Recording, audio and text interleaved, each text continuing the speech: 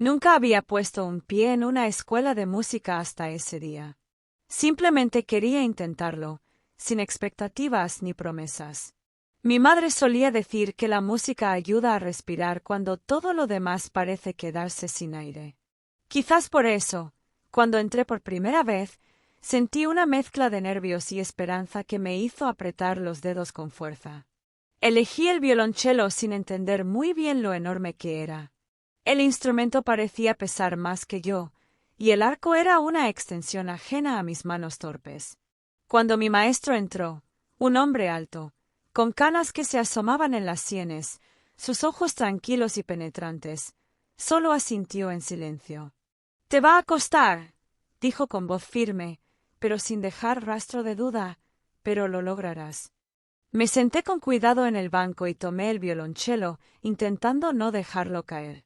Mis dedos temblaban mientras tanteaba el mástil, sin saber muy bien cómo sostenerlo. La primera vez que apoyé el arco sobre las cuerdas, un sonido torpe y áspero escapó del instrumento. Sentí un nudo en la garganta. El miedo a equivocarme se mezclaba con una emoción extraña. Algo dentro de mí hizo clic, una chispa que se encendió sin permiso. No era solo el sonido, era la sensación de que aquel instrumento tan grande podía ser un puente hacia un lugar donde las palabras sobran. El maestro no dijo más. Me observaba sin prisa, sin corregirme todavía, como si entendiera que aquel primer encuentro era más que notas desafinadas, era el comienzo de una historia que nadie sabía cómo terminaría. Semana tras semana, las horas en la sala de música se convirtieron en el momento que más esperaba. Él casi no hablaba. Solo corregía la posición de mis manos, señalaba con paciencia y, a veces, simplemente tocaba. Entonces, en esos instantes, yo olvidaba todo lo demás, el mundo afuera, el ruido de la ciudad, el tiempo que parecía detenerse. No es solo un sonido. Es una historia, me dijo una vez, mientras pulsaba una cuerda con delicadeza. El sonido vibró tan profundo dentro de mí que sentí todo mi cuerpo estremecerse. Sabía bien que entre nosotros había una diferencia de años. No era eso lo que importaba. No era amor ni nada parecido. Era otra cosa, mucho más sutil y poderosa. Era atención. Era alguien que, por primera vez, no veía a una chica torpe intentando aprender, sino la música que habitaba dentro de mí. Comencé a llegar antes de la clase, solo para escuchar cómo afinaba el violonchelo.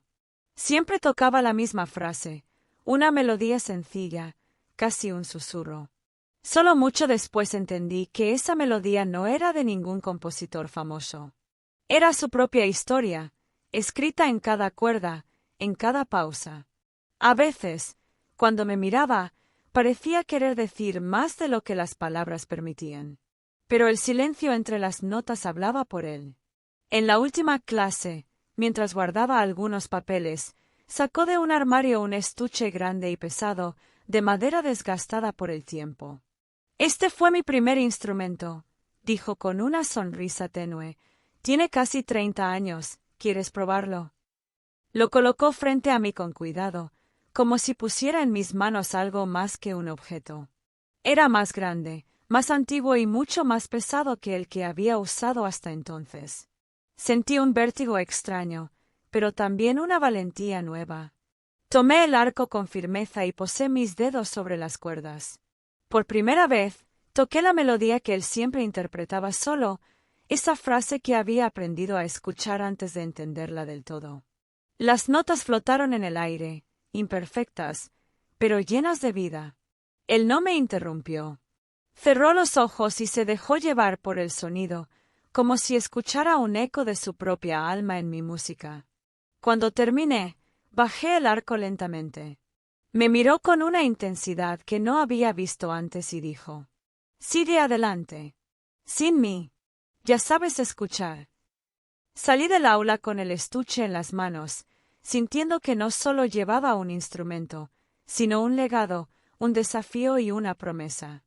Algo que nadie más podría entender por ahora. Y en ese instante, una sombra cruzó su rostro, una duda o quizá un recuerdo que prefirió guardar para sí mismo.